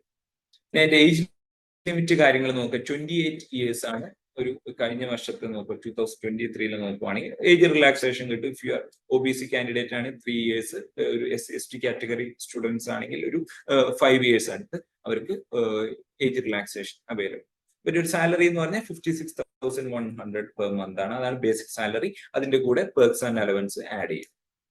ഒരു മിനിമം ഒരു 65% മാർക്ക് അല്ലെങ്കിൽ CGPA ഒരു 6.84 CGPA ഉണ്ടെങ്കിൽ തന്നെ നിങ്ങൾക്ക് എന്ത് ചെയ്യാൻ സാധിക്കുന്നു, ഇതിലേക്ക് ഈ ഒരു എക്സാം എഴുതാൻ നിങ്ങൾ എലിജിബിൾ ആണ് അല്ലെ. റിട്ടേൺ ടെസ്റ്റ് നോക്കുക, ഒരു കട്ട് ഓഫ് മാർക്ക് ഒരു 50% ഫോർ അൺറിസർവ്ഡ് കാറ്റഗറി, റിസർവ്ഡ് കാറ്റഗറിക്ക് ഒരു 40% ആണ് അല്ലെ. ബാക്കി വെയിറ്റേജ് ഇന്റർവ്യൂവിന്. ഇനി അതുപോലെ തന്നെ നെക്സ്റ്റ് ഒരു റിക്രൂട്ട്മെന്റ് ആണ് എന്ത്, ബാർക്ക് റിക്രൂട്ട്മെന്റ് അല്ലെ, ബാബ അറ്റോമിക് റിസർച്ച്. ഒരു ഇന്ത്യയിലെ തന്നെ ഏറ്റവും പ്രസ്റ്റീജിയസ് ആയിട്ടുള്ള അല്ലെങ്കിൽ ന്യൂക്ലിയർ അല്ലെങ്കിൽ അറ്റോമിക് ലെവലിൽ റിസർച്ച് ചെയ്യാൻ നിങ്ങൾക്ക് ആഗ്രഹം ഉണ്ടെങ്കിൽ നിങ്ങൾക്ക് ചെയ്യാൻ പറ്റുന്ന ഒരു റിക്രൂട്ട്മെന്റ് ആണ്, അല്ലെങ്കിൽ അറ്റൻഡ് ചെയ്യാവുന്ന ഒരു എക്സാം ആണ് എന്ത്, ബാർക്ക് എക്സാം എന്ന് പറയുന്നത്. ഈച്ച് ഇയർ എന്ത് ചെയ്യുന്നു, ആ ഒരു എക്സാം കണ്ടക്ട് ചെയ്യുന്നു. ഈ എക്സാം കണ്ടക്ട് ചെയ്തിട്ട് അവർ 2 തരം എന്ത് ചെയ്യുന്നു, ട്രെയിനിങ് സ്കീംസ് കൊടുക്കുന്നുണ്ട്. നിങ്ങൾ ആ എക്സാം കണ്ടക്ട് ചെയ്യുവാണെങ്കിൽ ഒന്ന് OCES എന്ന് പറയും. ആ എക്സാം നിങ്ങൾ ക്ലിയർ ചെയ്തു എന്ന് വിചാരിച്ച് OCES, അതായത് orientation course for engineering graduates and science post graduates ഉണ്ട്. അതുപോലെ തന്നെ DGFS ഉണ്ട്. OCES ഉണ്ട്, അതുപോലെ തന്നെ DG. അങ്ങനെ 2 തരം സ്കീംസ് അവർ പ്രൊവൈഡ് ചെയ്യാറുണ്ട്. നിങ്ങൾ ഈ ബാർക്ക് ഒരു എക്സാം എഴുതി കഴിയുവാണെങ്കിൽ, അത് ക്ലിയർ ചെയ്യുവാണെങ്കിൽ നിങ്ങൾക്ക് എന്ത് ചെയ്യുന്നു, ഇത്രയും ഈ 2 ഓപ്പർച്യൂണിറ്റീസ് ആണ് ഉള്ളത്. OCES എന്ന് പറഞ്ഞാൽ നമുക്ക് ഡയറക്റ്റ് എന്ത് ചെയ്യുന്നു, അവര് നമ്മള് TSO ആയിട്ട് നമ്മളെ അങ്ങോട്ട് എടുക്കുകയാണ്. അതായത് നമുക്ക് ഡയറക്റ്റ് ഒരു ജോബ് ആയിട്ട് OCES വരികയാണ്. അതായത് ഈ OCES 1 year training program orientation course for engineering graduates കഴിഞ്ഞ് കഴിഞ്ഞാൽ നിങ്ങൾക്ക് എന്ത് ചെയ്യാം, നിങ്ങൾക്ക് ഡയറക്റ്റ് ആയിട്ട് ജോബിലേക്ക് ബാബ അറ്റോമിക് റിസർച്ച് സെന്ററിലെ different department of atomic energies ഉണ്ട്. നമുക്കറിയാം മുംബൈയിലുണ്ട്, കൽപ്പാക്കുണ്ട്, ഇൻഡോറിലുണ്ട്, കൊൽക്കത്ത. ഇത്രയും യൂണിറ്റ്സിലൊക്കെ നിങ്ങൾക്ക് ഡയറക്റ്റ് ആയിട്ട് വർക്ക് ചെയ്യാൻ സാധിക്കും. അവിടെ ഒരു ബേസിക് സാലറി ഒരു 74,000 അടുത്ത് ഒരു സാലറി നിങ്ങൾക്ക് കിട്ടും. ഇനി അതല്ല, നിങ്ങൾക്ക് എന്ത് ചെയ്യുന്നു, ഈ ബാർക്ക് എക്സാം ക്ലിയർ ചെയ്യുന്നു, നിങ്ങൾക്ക് കുറച്ചുകൂടെ ഒന്ന് പഠിക്കണം, നിങ്ങൾക്ക് ഒരു ഹയർ സ്റ്റഡീസിന് പോകണം, പോസ്റ്റ് ഗ്രാജുവേഷന് പോകണമെങ്കിൽ, എന്നിരുന്നാൽ തന്നെ എന്ത് ചെയ്യുന്നു, നമുക്ക് അവിടെ പിന്നെ ഒരു ചാൻസ് ഉണ്ട്. അതാണ് DGFS എന്ന് പറഞ്ഞത്. അതായത് ബാർക്ക് തന്നെ ഇനിഷ്യേറ്റീവ് എടുത്ത്, അല്ലെങ്കിൽ ബാർക്ക് തന്നെ നമുക്ക് പ്രീമിയം ഇൻസ്റ്റിറ്റ്യൂട്ട്സ് ആയുള്ള, അതുപോലെ തന്നെ IITs, IIT Bombay, IIT Madras, ഈ ഒരു ഇൻസ്റ്റിറ്റ്യൂട്ടിലേക്കൊക്കെ നമ്മളെ MTech പ്രോഗ്രാമിന് വിടുന്നു. MTech പ്രോഗ്രാമിന് വിടുമ്പോൾ അത് കംപ്ലീറ്റ്ലി റീഫണ്ടബിൾ, അതായത് അവരുടെ ഫുള്ളി സ്റ്റൈപ്പൻഡ് എന്തായിരിക്കും, ഈ ബാർക്ക് ആയിരിക്കും അത് ബിയർ ചെയ്യുന്നത്. സ്റ്റൈപ്പൻഡ് എല്ലാം എന്ത് ചെയ്യുന്നു, ബാർക്ക് അടയ്ക്കുന്നു. അതിന് പുറമെ ഒരു 74,000 നമുക്ക് എന്ത് ചെയ്യുന്നു, സാലറി ആയിട്ടും കിട്ടുന്നു. പിന്നെ നമുക്ക് ഡിഫറെന്റ്, നിങ്ങൾ ഈ നോട്ടിഫിക്കേഷൻ വായിച്ചു വെക്കാൻ മനസ്സിലാവും. ഒരു 30,000 ഒരു വൺ ടൈം ബുക്ക് അലവൻസ് ആയിട്ട് കിട്ടുന്നു. അതുപോലെ തന്നെ നമുക്കൊരു പ്രൊജക്ട് ചെയ്യാനായിട്ട് ഒരു നമ്മൾ MTech പ്രൊജക്ട് ചെയ്യാനായിട്ട് 4 lakh rupees, up to 4 lakh rupees നമുക്ക് എന്ത് ചെയ്യുന്നു, ഒരു എക്സ്ട്രാ എമൗണ്ട് ആയിട്ട് നമുക്ക് കിട്ടും. സോ നിങ്ങൾ ഒന്നുകൊണ്ടും ഈ ഒരു MTechൽ വരുന്ന ഒരു ഫൈനാൻഷ്യൽ ബർഡൻ നിങ്ങൾക്ക് വരുന്നില്ല. കംപ്ലീറ്റ്ലി എന്തായിരിക്കും, MTech പ്രോഗ്രാമിന്റെ ട്യൂഷൻ ഫീസ് ബാക്കി എല്ലാം നമ്മൾ എന്ത് ചെയ്യും, ബാർക്ക് ആയിരിക്കും എടുക്കുന്നത്. ഓക്കെ, സോ ഇങ്ങനെ 2 തരം ഓപ്പർച്യൂണിറ്റീസ് ആണ് ബാർക്ക് എക്സാം ക്ലിയർ ചെയ്യുന്ന ആളുകൾക്ക് ഉള്ളത്. സോ ഈ ഡീറ്റെയിൽ ആയിട്ടൊന്ന് വായിച്ചു നോക്കുക. ഓക്കെ, ഇനി നെക്സ്റ്റ് ഒരു റിലയൻസ് ഇൻഡസ്ട്രീസ് ലിമിറ്റഡ്. ഇപ്പോൾ നിങ്ങളൊരു ഗവൺമെന്റ് സെക്ടർ അല്ല, പക്ഷെ നമുക്കൊരു എടുത്തു പറയാൻ പറ്റുന്ന ഒരു റിക്രൂട്ട്മെന്റ് പ്രോസസ് ആണ് എന്ത്, GET, RIL GET എന്ന് പറയുന്നത് Reliance industries limited graduate engineering training program. അവരെന്ത് ചെയ്യുന്നു, ഈച്ച് ഇയർ അവരിങ്ങനെ എക്സാം കണ്ടക്ട് ചെയ്യാറുണ്ട്. ഇപ്പോ കറന്റ് ഒരു 4th ഇയറിൽ പഠിക്കുന്ന സ്റ്റുഡന്റ് ആണ്, ഒരു 8 സെമസ്റ്ററിൽ ഉള്ള സ്റ്റുഡൻസ് ആണ്, കെമിക്കൽ, മെക്കാനിക്കൽ, ഇലക്ട്രിക്കൽ, ഇൻസ്ട്രുമെന്റേഷൻ. ഈ ഒരു കാൻഡിഡേറ്റ്സിനൊക്കെ നമുക്ക് എന്ത് ചെയ്യാൻ പറ്റുന്നു, ഈ ഒരു GET പ്രോഗ്രാമിലേക്ക് നമുക്ക് അപ്ലൈ ചെയ്യാൻ പറ്റുന്നു. പക്ഷെ ഇതിനൊരു ഏജ് ലിമിറ്റ് പറയും, ഒരു 22, മാക്സിമം 22-ൽ പോകാൻ പാടില്ല എന്നുള്ള ഏജ് ലിമിറ്റ് ഒരു വെക്കാറുണ്ട്. ഓക്കെ, ഈ 2 ഇയർ പ്രോഗ്രാം കഴിഞ്ഞാൽ നമുക്ക് എന്ത് ചെയ്യാൻ സാധിക്കുന്നു, അവരുടെ തന്നെ റിലയൻസ് ഇൻഡസ്ട്രീസ് ലിമിറ്റഡ്, നിങ്ങൾക്കറിയാം, oil and gas sector, energy sector, അതുപോലെ തന്നെ മെഷീനറി മാനുഫാക്ചറിങ്, അങ്ങനെ ഒരുപാട് സെക്ടേഴ്സ് ഉണ്ടല്ലോ റിലയൻസ് ഇൻഡസ്ട്രി. അങ്ങോട്ടേക്ക് ഡയറക്റ്റ് ഒരു എൻട്രി ആണ്. സോ ഡയറക്റ്റ് എൻട്രി എന്ന് പറഞ്ഞാൽ റിലയൻസിലേക്ക് ജോബ് ആക്ച്വലി ഒരു ഗവൺമെന്റ് ജോബ് പോലെ തന്നെയാണ്. സോ അവിടെ നമുക്ക് ഒരു ഗവൺമെന്റ് എംപ്ലോയിക്ക് കിട്ടുന്ന എല്ലാ അലവൻസ് വർക്ക്സും അവിടെ നമുക്ക് അവൈലബിൾ ആയിട്ട്. സോ ഒരു 60% മാർക്ക് മതി. അവിടെ current no backlogs or detention cases ഉണ്ടാവാൻ പാടില്ല. അതൊക്കെയാണ് ഈ ഇതിന്റെ ഒരു എഡ്യൂക്കേഷൻ ക്വാളിഫിക്കേഷൻ ആയിട്ട് പറയുന്നത്. സോ ഇതും നമ്മുടെ നാടുകളിലെ കുട്ടികൾക്ക് അറിയാത്തൊരു കൺസെപ്റ്റ് ആണ്. ഈ റിലയൻസ് ഇൻഡസ്ട്രീസ് ലിമിറ്റഡിൽ ഓരോ വർഷവും അവരെന്ത് ചെയ്യുന്നു, ഗ്രാജുവേറ്റ് എഞ്ചിനീയറിംഗ് ട്രെയിനിങ് പ്രോഗ്രാം നടത്തുന്നു. അവരൊരു എക്സാം ഉണ്ടാവും. എക്സാം ക്ലിയർ ചെയ്ത് കഴിഞ്ഞാൽ നിങ്ങൾക്ക് ഡയറക്റ്റ് എൻട്രി കിട്ടാണ് ഈ ഒരു റിലയൻസിലേക്ക് വർക്ക് ചെയ്യാനായിട്ട്. ഇനി അതുപോലെ തന്നെ നെക്സ്റ്റ് ഒരു ഇമ്പോർട്ടന്റ് ആയിട്ടുള്ള ഒരു റിക്രൂട്ട്മെന്റ് പ്രോസസ് ആണ് എന്ത്, SSC സ്റ്റാഫ് സെലക്ഷൻ കമ്മീഷന്റെ ജൂനിയർ എഞ്ചിനീയർ അല്ലെ. സോ ജൂനിയർ നമ്മുടെ ഒരു അതിന്റെ ഒരു എഡ്യൂക്കേഷൻ ക്വാളിഫിക്കേഷൻ ഈ പറഞ്ഞ പോലെ തന്നെ സിവിൽ, മെക്കാനിക്കൽ, ഇലക്ട്രിക്കൽ സ്റ്റുഡൻസിനാണ് ഇത് മെയിൻ ആയിട്ട് നമുക്ക് അപ്ലൈ ചെയ്യാൻ സാധിക്കും. ഇതിന്റെ ഒരു ഏജ് ലിമിറ്റ് എന്ന് പറഞ്ഞാൽ 18 to 30 years ആണ്. സോ SSC നിങ്ങൾക്ക് എല്ലാവർക്കും സുപരിചിതമായിരിക്കും. സോ അതിൽ വരുന്ന ഡിഫറെന്റ് ഡിപ്പാർട്ട്മെന്റ്സ് ഏതൊക്കെയാണെന്ന് നോക്കുക. ബോർഡർ റോഡ് ഓർഗനൈസേഷൻ, PR, അതുപോലെ തന്നെ CPWD, അതായത് സെൻട്രൽ പബ്ലിക് വർക്ക്സ് ഡിപ്പാർട്ട്മെന്റ്, അതുപോലെ തന്നെ central water and power research station. ഇതൊക്കെ എന്താണ്, നമുക്ക് എല്ലാവരുടെയും ഒരു എഞ്ചിനീയറിംഗ് ഗ്രാജുവേറ്റ്സിന്റെ ഒരു ഡ്രീം ആണ് അല്ലെ, ഈ ഒരു ഡിപ്പാർട്ട്മെന്റ്സിലേക്കൊക്കെ വർക്ക് ചെയ്യാന്ന് പറഞ്ഞാൽ. സോ സെൻട്രൽ വാട്ടർ കമ്മീഷൻ, അതുപോലെ തന്നെ ഡയറക്ടറേറ്റ് ഓഫ് ക്വാളിറ്റി അഷുറൻസ്, നേവലില്, അതൊക്കെ എന്താണ്, മെക്കാനിക്കൽ കഴിഞ്ഞ ഒരു ജൂനിയർ എഞ്ചിനീയർ മെക്കാനിക്കൽ പോസ്റ്റിലേക്ക് നമുക്ക് ഈ ഒരു ഓർഗനൈസേഷനൊക്കെ എൻട്രി ചെയ്യാൻ. സോ ഇത്രയും സാധ്യതകളാണ് SSC JEE ഡിഫറെന്റ് ഡിപ്പാർട്ട്മെന്റ്സ് ആയിട്ടുള്ളത്. ടോട്ടൽ വേക്കൻസി ഡീറ്റെയിൽസ് ഒക്കെ നോക്കുകയാണെങ്കിൽ സിവിൽ കാൻഡിഡേറ്റ്സിനൊക്കെ ഒരുപാട് വേക്കൻസീസ് ടോട്ടൽ വരുന്നുണ്ട്. നോക്കുക, ഒരു 438ഓളം total vacancies all over India available ആയിട്ടുണ്ട് അല്ലെ. അതിന് പുറമെ സിവിലിന്റെ ബാക്കിയും വേക്കൻസീസ് ഉണ്ട്, 120 vacancy. You are a civil graduate, so ഞാൻ എന്തായാലും പറയും, നിങ്ങളൊരു SSC JEE കൂടെ നിങ്ങൾ ബാക്കിയുള്ള ടെക്നിക്കൽ എക്സാംസിന് പ്രിപ്പയർ ചെയ്യുന്ന കൂട്ടത്തിൽ SSC JEE കൂടെ പ്രിപ്പയർ ചെയ്യുന്നു. നമ്മുടെ നാടുകളിലൊക്കെ ഒരുപാട് നല്ല നല്ല ഇൻസ്റ്റിറ്റ്യൂട്ട്സ് ഇപ്പൊ അവൈലബിൾ ആണ്. അതിലെല്ലാം ഒരു കോച്ചിങ് എടുത്ത് കഴിയുകയാണെങ്കിൽ നിങ്ങൾക്ക് എന്ത് ചെയ്യാൻ പറ്റും, ഈ ഒരു SSC സ്റ്റാഫ് സെലക്ഷൻ കമ്മീഷനിലേക്കൊക്കെ ഡയറക്റ്റ് എൻട്രി നിങ്ങൾക്ക് കിട്ടുന്നതായിരിക്കും. മെക്കാനിക്കലിലും വേക്കൻസീസ് ഉണ്ട്. ബട്ട് സിവിൽ വെച്ച് കമ്പയർ ചെയ്യുന്ന സമയത്ത് അല്ലെങ്കിൽ ഇലക്ട്രിക്കൽ വെച്ചൊക്കെ കമ്പയർ ചെയ്യുന്ന ഇലക്ട്രിക്കലിനും അത്യാവശ്യം വേക്കൻസീസ് ഉണ്ട്, നിങ്ങൾ നോക്കുക. സോ മെക്കാനിക്കലിൽ കുറവാണ്. ഓക്കെ. സോ പിന്നെ ഉള്ളത് നമുക്കറിയാം റെയിൽവേ റിക്രൂട്ട്മെന്റ് ബോർഡ് അല്ലെ, ജൂനിയർ എഞ്ചിനീയർ പോസ്റ്റ്. സോ ഇപ്പോൾ ഈ കഴിഞ്ഞ വർഷം നമ്മുടെ ഈ വർഷം അവൈലബിൾ ആയിട്ടുള്ള വേക്കൻസീസ് നോക്കുക, 7,934 അല്ലെ, 7,934 ബിഗ് നമ്പർ അല്ലെ. സോ ഇത്രയും അധികം ലാർജ് നമ്പർ ഓഫ് വേക്കൻസീസ് ആണ് എന്ത് ഒരു RRB ജൂനിയർ എഞ്ചിനീയർ ലെവലിലേക്ക് നമുക്ക് അവൈലബിൾ ആയിട്ടുള്ളത്. സോ ഇത് നമ്മുടെ മെക്കാനിക്കൽ ആയിക്കോട്ടെ, സിവിൽ, കെമിക്കൽ, മെറ്റലർജിക്കൽ, ഈ സ്റ്റുഡൻസിനൊക്കെ ഇത് അപ്ലൈ ചെയ്യാൻ സാധിക്കും. ഇതിന്റെ ഒരു അഡ്വാൻറ്റേജ് എന്ന് പറഞ്ഞാൽ 33 ആണ് അവിടെ ഏജ് ലിമിറ്റ് വരുന്നത്. സപ്പോസ് 33 പ്ലസ് നമുക്കൊരു കുറച്ച് ഇയർ ഗ്യാപ്പ് വന്നിരുന്നാൽ കൂടെ നമുക്ക് എന്ത് ചെയ്യാം, പ്രിപ്പയർ ചെയ്യാവുന്ന ഒരു എക്സാം ആണ് എന്ത് RRB JEE എന്ന് പറയുന്നത്. അതിന്റെ അനുസരിച്ച് റിലാക്സേഷനും വരും. 33 പ്ലസ് നമുക്ക് ഏജ് റിലാക്സേഷൻ വരും അല്ലെ. സോ ഏതെങ്കിലും ഒരു എഞ്ചിനീയറിംഗ് ഡിഗ്രി മതി ഇവിടെ ജൂനിയർ എഞ്ചിനീയർ ആയിട്ട് നമുക്ക് വർക്ക് ചെയ്യാനായിട്ട്. 55% മാർക്ക്. ഇതിന്റെ ടോട്ടൽ വേക്കൻസീസും ബാക്കി ഡീറ്റെയിൽസും കാര്യങ്ങളെല്ലാം നിങ്ങൾ ജസ്റ്റ് ഒന്ന് ഗൂഗിൾ ചെയ്ത് നോക്കുക. സോ നിങ്ങൾക്ക് ഏകദേശം ഒരു ഐഡിയ വരും അല്ലെ. നമുക്ക് റെയിൽവേയിലൊക്കെ വർക്ക് ചെയ്യാന്ന് പറഞ്ഞാൽ നമുക്ക് അതൊരു prestigious ആയിട്ടുള്ള ഓർഗനൈസേഷൻ ആണ് റെയിൽവേ റിക്രൂട്ട്മെന്റ് ബോർഡ് എന്ന് പറഞ്ഞാൽ. പെർമനന്റ് വേക്കൻസി ആണ്, ഗവൺമെന്റ് സെക്രട്ടറിയുള്ള പെർമനന്റ് വേക്കൻസി ആണ്. സോ എന്ത് ചെയ്യുക, നിങ്ങൾ കുറച്ചുകൂടെ അതിന്റെ ഇമ്പോർട്ടൻസ് കൊടുത്ത് തന്നെ നിങ്ങൾ നോക്കുക. പിന്നെ നമുക്ക് കാണാൻ സാധിക്കുന്ന മറ്റൊരു വേക്കൻസിയാണ് എന്ത് എയർപോർട്ട് അതോറിറ്റി ഓഫ് ഇന്ത്യ. അവർ തന്നെ എയർ ട്രാഫിക് കൺട്രോൾ. നമുക്കറിയാം, നമ്മൾ എയർ ട്രാഫിക് ATC എന്ന് പറയില്ല. നമുക്ക് ഏതൊരു എയർപോർട്ടിൽ പോയിരിക്കുന്ന കണ്ടിട്ടുള്ള ആളുകൾക്ക് അറിയാൻ പറ്റും. അവിടെ ATC, അതായത് ഈ വ്യോമപാത കൺട്രോൾ ചെയ്യുന്ന ഒരു ATC ഉണ്ടാവും അല്ലെ, എയർ ട്രാഫിക് കൺട്രോളർ. സോ അതിലേക്ക് എന്ത് ചെയ്യുന്നു, എഞ്ചിനീയറിംഗ് ഗ്രാജുവേറ്റ്സിന് ഡയറക്റ്റ് ആയിട്ട് അപ്ലൈ ചെയ്യാൻ സാധിക്കും. ഓരോ വർഷം ബൾക്ക് ആയിട്ടാണ് അവർ റിക്രൂട്ട്മെന്റ് നടത്തി നോക്കുക.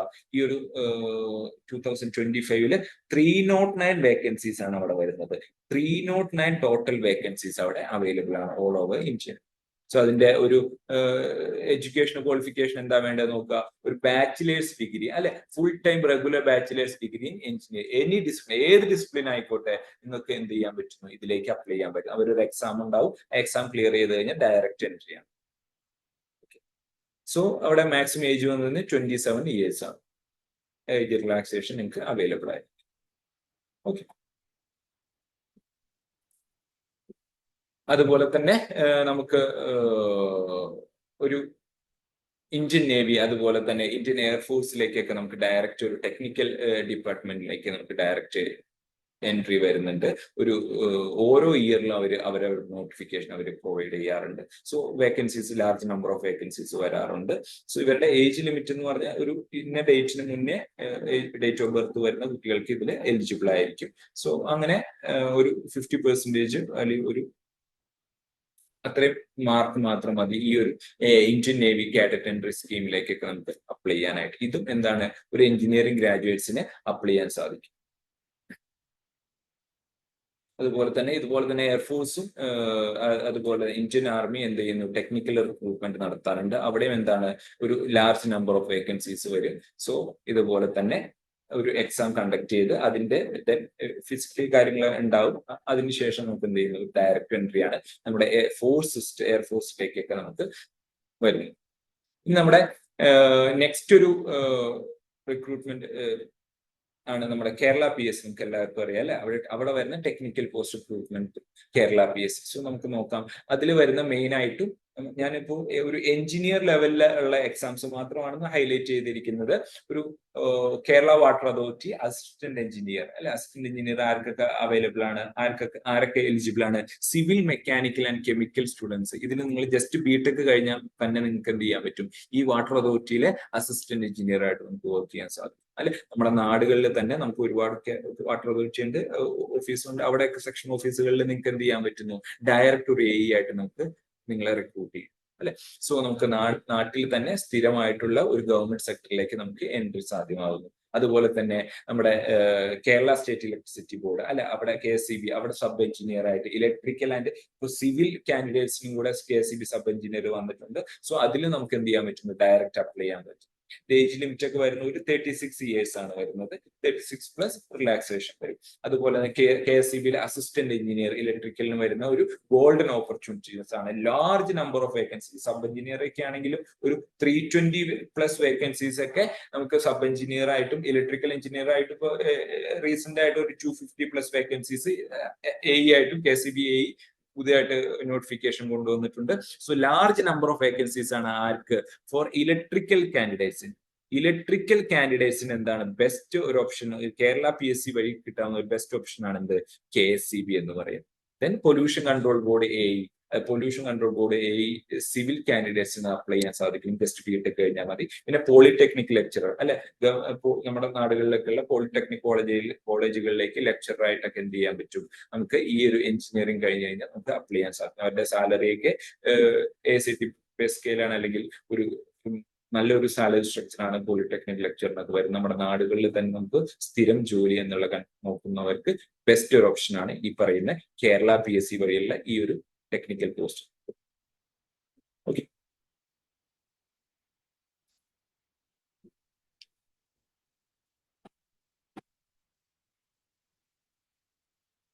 ഇനി ഒരുപാട്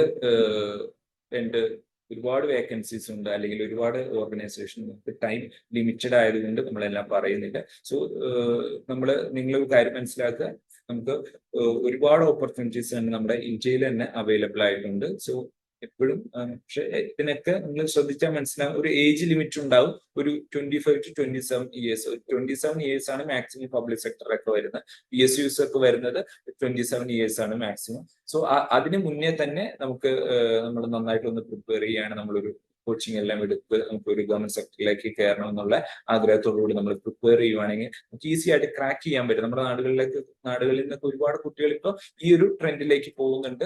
അതായത് ഡയറക്റ്റ് ഇപ്പോൾ BTech കഴിഞ്ഞ ഉടനെ തന്നെ ഒരു PSC കോച്ചിങ് അല്ലെങ്കിൽ ഒരു ഗേറ്റ് കോച്ചിങ് ഒക്കെ എടുത്ത് നമ്മൾ നല്ല നല്ല ഓർഗനൈസേഷനിലേക്കൊക്കെ അവർ എത്തിപ്പെടുന്നു. സോ എനിക്കിനി ഇതുമായിട്ട് ബന്ധപ്പെട്ട എന്തെങ്കിലും ക്വസ്റ്റ്യൻസ് ഉണ്ടെങ്കിൽ ചോദിക്കാവുന്നതാണ്. Okay, thank you sir. നമ്മളൊരു ഗൂഗിൾ ഫോം പ്രൊവൈഡ് ചെയ്തിട്ടുണ്ട്, അതിലേക്ക് നിങ്ങളുടെ ഡൗട്ട്സ് ചോദിക്കാവുന്നതാണ്. ഇന്ന് 2-3 ചോദ്യങ്ങൾ വന്നിട്ടുണ്ട്, ഞാൻ ജസ്റ്റ് ഒന്ന് വായിക്കാം. ഒന്ന്, is there any specific exams for computer science and IT engineers ആണ് ആദ്യത്തെ ഒരു ചോദ്യം.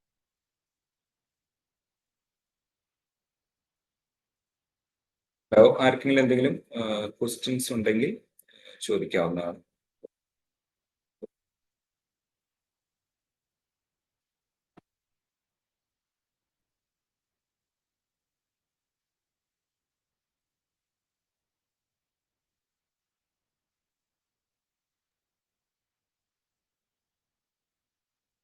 Hello sir.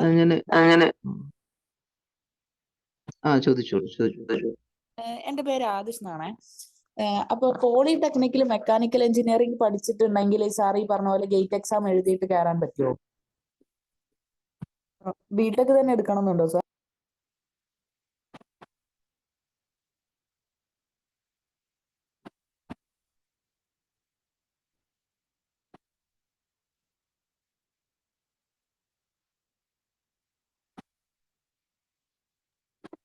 Hello sir.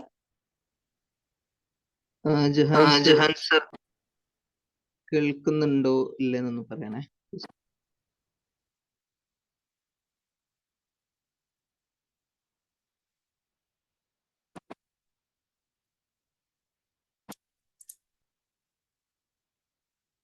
Any doubts?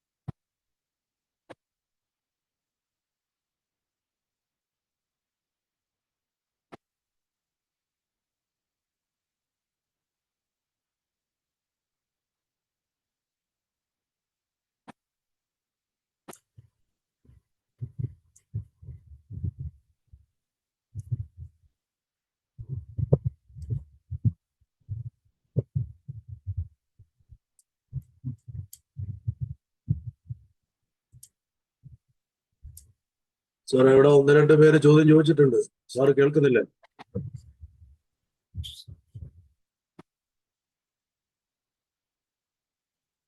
Sir ഞാനൊന്ന് എന്റെ സ്പീക്കർ എന്തോ ഒരു ഇഷ്യൂ ഉണ്ട്, ഞാൻ ജസ്റ്റ് ഒന്ന് ചെക്ക് ചെയ്യട്ടെ.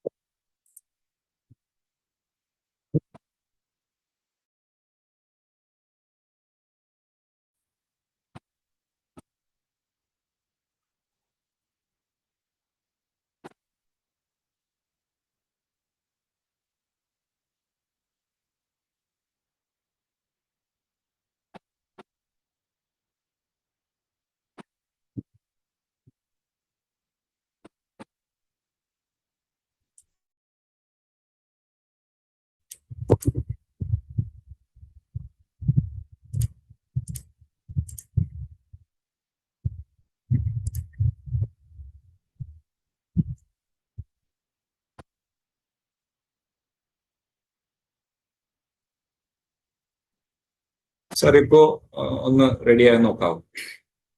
ജസ്റ്റ് ഔട്ട്പുട്ട് സെറ്റിംഗ്സ് ഞാനൊന്ന് മാറ്റി കൊടുത്തിട്ടുണ്ട്. കേൾക്കുന്നുണ്ടോ? ഇപ്പൊ കേൾക്കുന്നുണ്ട് സാർ. ചോദിച്ചോ. ഓക്കെ, നമുക്ക് 3-4 ക്വസ്റ്റ്യൻസ് ഗൂഗിൾ ഫോമിലേക്ക് വന്നിട്ടുണ്ട്.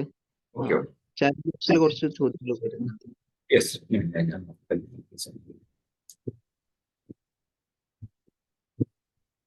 ഒന്ന്, is there any specific exam for computer science or IT engineers? എന്നതാണ് ആദ്യത്തെ ചോദ്യം. സ്പെസിഫിക് ആയിട്ട് എക്സാംസ് എന്ന് പറയുമ്പോൾ നമുക്ക് ഇപ്പോ ഫോർ എക്സാമ്പിൾ നമ്മൾ ISRO പറഞ്ഞു അല്ലെ, ഇന്ത്യൻ സ്പേസ് റിസർച്ച് ഓർഗനൈസേഷനിലേക്ക് കമ്പ്യൂട്ടർ സയൻസ് ഗ്രാജുവേറ്റ്സിന് അപ്ലൈ ചെയ്യാൻ സാധിക്കും. അതുപോലെ തന്നെ നമുക്ക് ഈ നമ്മളുടെ ബ്യൂറോ ഓഫ് ഇന്ത്യൻ സ്റ്റാൻഡേർഡ്സ് എന്ന് പറയും, നമുക്ക് അവിടെയൊക്കെ സയന്റിസ്റ്റ് റിക്രൂട്ട്മെന്റ് വരുന്ന സമയത്ത് നമുക്ക് എന്ത് ചെയ്യാൻ അവരുടെ സെപ്പറേറ്റ് എക്സാംസ് നടത്താറുണ്ട്. അവരെയൊക്കെ കൂടുതലായിട്ട് അവർ നോക്കുന്നത് electronics or computer science graduates ആണ് അല്ലെ. ഇനി അതുപോലെ തന്നെ SBI state bank of India അവർ ടെക്നിക്കൽ റിക്രൂട്ട്മെന്റ് നടത്താറുണ്ട്. അവർ നടത്തുന്ന സമയത്ത് എന്താണ് അവർ മേജർ ആയിട്ടും അവർ പറയുന്ന ഒരു ഡൊമൈൻ എന്ന് പറഞ്ഞാൽ കമ്പ്യൂട്ടർ സയൻസ് ഗ്രാജുവേറ്റ്സ് ആണ്. അങ്ങനെ നമുക്ക് നമ്മുടെ പവർ പ്ലാന്റ് അല്ലെങ്കിൽ ഓയിൽ ആൻഡ് ഗ്യാസ് സെക്ടർ അല്ലാത്ത വരുന്ന PSUകളിലൊക്കെ മോസ്റ്റ്ലി അവർ റിക്രൂട്ട് ചെയ്യുന്ന ആർക്ക് വേണ്ടിയിട്ടാണ്? കമ്പ്യൂട്ടർ സയൻസ് ഗ്രാജുവേറ്റ്സിന് വേണ്ടിയിട്ടാണ്. സോ ആ ഒരു പർട്ടിക്കുലർ എക്സാംസ്, അങ്ങനത്തെ എക്സാംസ് ഉണ്ട്. അതുപോലെ തന്നെ ഗേറ്റ് എക്സാംസ് വഴിയാണെങ്കിലും നിങ്ങൾക്ക് ഗേറ്റിന് നിങ്ങൾക്ക് ഹൈ ക്വാളിഫൈഡ് ആണ് അല്ലെങ്കിൽ ഗേറ്റ് നല്ല സ്കോർ ഉണ്ടെങ്കിൽ അവിടെയും കമ്പ്യൂട്ടർ സയൻസിന് എന്ത് ചെയ്യുന്നു, അവിടെ കുറെ പബ്ലിക് സെക്ടർ, പവർ ഗ്രിഡ്, അതുപോലെ തന്നെ ഒരുപാട് പബ്ലിക് സെക്ടേഴ്സ് ഉണ്ട്.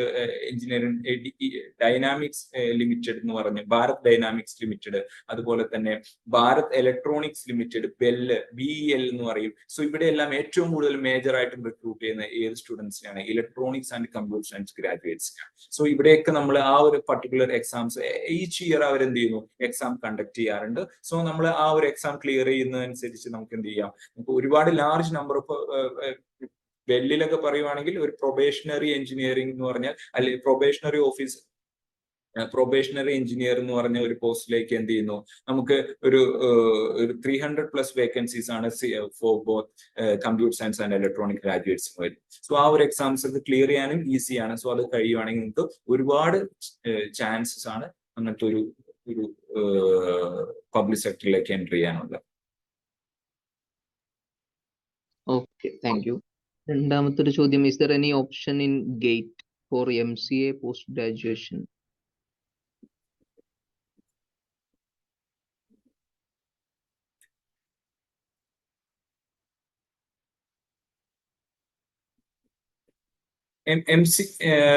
MCA പോസ്റ്റ് ഗ്രാജുവേഷൻ ആക്ച്വലി അതൊന്നും എനിക്കൊന്ന് റെഫർ ചെയ്യാനുണ്ട്. ആ ഒരു ക്വസ്റ്റ്യൻ അത് നോക്കിയിട്ട് സാറിനെ അറിയിക്കാം. Okay okay. മറ്റൊരു ചോദ്യം, can a BTech biotechnology engineering students can apply for ISRO and ESC?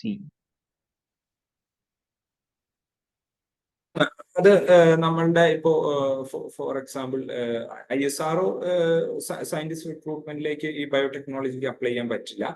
പക്ഷെ വേറെ എക്സാംസ് വരുന്ന സമയത്ത് ഇപ്പോ നമ്മളൊരു കേരള PSC അല്ലെങ്കിൽ വേറെ പബ്ലിക് സെക്ടേഴ്സ് ഉണ്ടല്ലോ. ഇപ്പൊ കേരള PSC കേരള വാട്ടർ അതോറിറ്റിയിലേക്ക് നമുക്ക് ലാബ് കെമിസ്റ്റ് എന്നൊക്കെ പറഞ്ഞൊരു പോസ്റ്റ് ഉണ്ട്. നിങ്ങൾ ശ്രദ്ധിച്ചാൽ BSc ബയോകെമിസ്ട്രി, ബയോടെക്നോളജി, ഇതിലൊക്കെ നമുക്കൊരു ഡിഗ്രി ഉണ്ടെങ്കിൽ നമുക്ക് ഡയറക്റ്റ് ആയിട്ട് നമുക്ക് അപ്ലൈ ചെയ്യാൻ സാധിക്കുന്നതാണ് എന്ത് ഈ ഒരു ലാബ് കെമിസ്റ്റ്, അതുപോലെ തന്നെ മൈക്രോബയോളജിസ്റ്റ്, ഇങ്ങനെ പറഞ്ഞ പോസ്റ്റുകൾ നമുക്ക് വരാറുണ്ട്. പബ്ലിക് സെക്ടേഴ്സിലും വരാറുണ്ട്. സോ എന്ത് ചെയ്യുന്നു, ആ ഒരു പോസ്റ്റുകളിലേക്കൊക്കെ അപ്ലൈ ചെയ്യുവാണെങ്കിൽ ബയോടെക്നോളജി പഠിച്ചവർക്ക് ഒരു അഡ്വാൻറ്റേജ്. കാരണം അവിടെ അവർ മാത്രമേ ഉണ്ടാവുള്ളൂ, ബാക്കി കാൻഡിഡേറ്റ്സിന്റെ ആ ഒരു കോമ്പറ്റീഷൻ അവിടെ കുറവായിരിക്കും. Okay, thank you. Another question, is there any specific exam after completing BTech in naval architecture and shipbuilding? BTech in naval action, yes. നിങ്ങൾ ഞാൻ പറയാൻ വിട്ടുപോയതാണ്.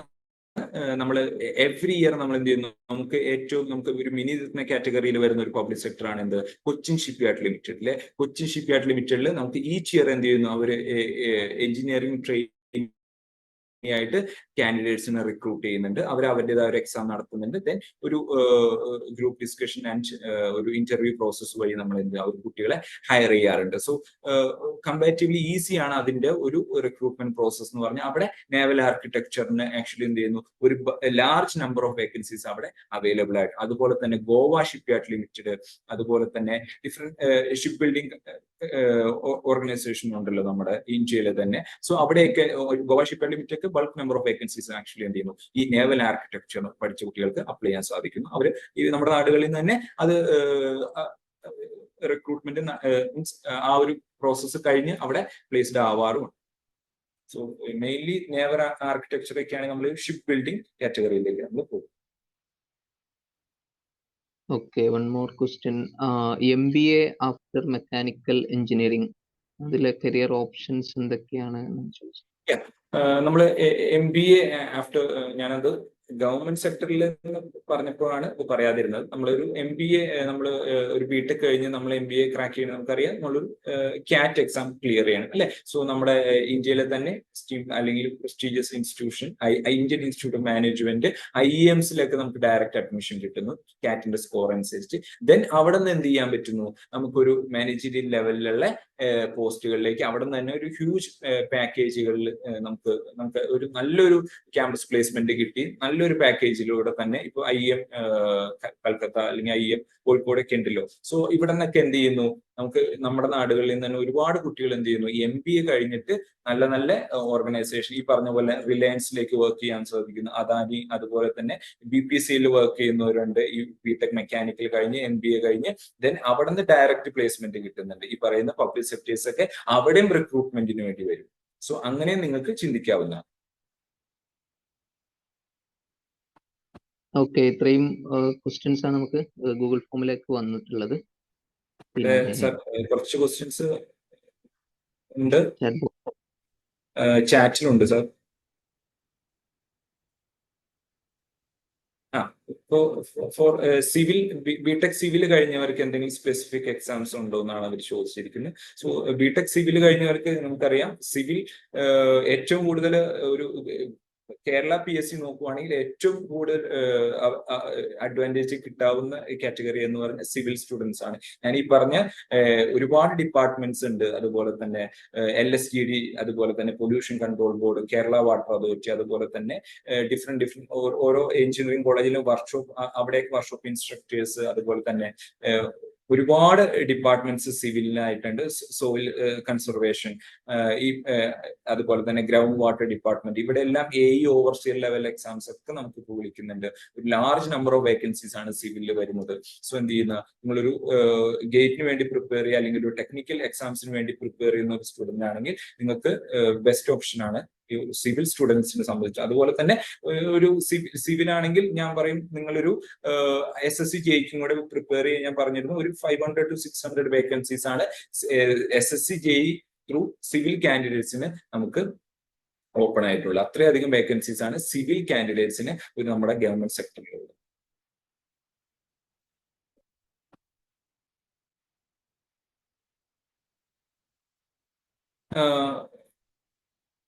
ഇത് നമ്മൾ ഒരു കുട്ടി ചോദിച്ചിട്ടുണ്ട്, CS and IT 2025 pass out ആണ്, എന്തെങ്കിലും ഡിഫറൻസ് ഉണ്ടോ എന്ന് ചോദിച്ചിട്ടുണ്ട്. ആക്ച്വലി അധികം ഡിഫറൻസ് വരുന്നില്ല. നമ്മൾ എവിടെ ഇപ്പോൾ ഗേറ്റ് എക്സാം എഴുതുവാണെങ്കിലും അതിന്റെ ഒരു പേപ്പർ കോഡ് പറയും. നമ്മുടെ ക്വാളിഫയിങ് ഡിഗ്രി എന്ന് പറയുമ്പോൾ അതിൽ ഇൻഫർമേഷൻ ടെക്നോളജി ഉണ്ടാവും, അതുപോലെ തന്നെ കമ്പ്യൂട്ടർ സയൻസ് ഉണ്ടാവും. ഇത് ഏതെങ്കിലും ഒന്ന് നിങ്ങൾ അതിൽ ഗ്രാജുവേറ്റഡ് ആണെങ്കിൽ നിങ്ങൾക്ക് എന്ത് ചെയ്യാൻ പറ്റും, ഈ ഗേറ്റ് അല്ലെങ്കിൽ ബാക്കി ഏത് എക്സാം വരുമ്പോഴും അതിൽ computer science or information technology എന്ന് വരും. സോ ഇത് രണ്ടും തമ്മിൽ അധികം ഡിഫറൻസ് ഒന്നുമില്ല. നമ്മളൊരു ഗവൺമെന്റ് സെക്ടർ എന്നുള്ള രീതിയിൽ ചിന്തിക്കുന്ന സമയത്ത് ഒരുപാട് ഓപ്പർച്യൂണിറ്റീസും ഡിഫറൻസ് ഒന്നും വരത്തില്ല. ഈക്വൽ ഓപ്പർച്യൂണിറ്റീസ് ആയിരിക്കും ഇത് രണ്ട് പഠിച്ചാലും ഉണ്ടാകും.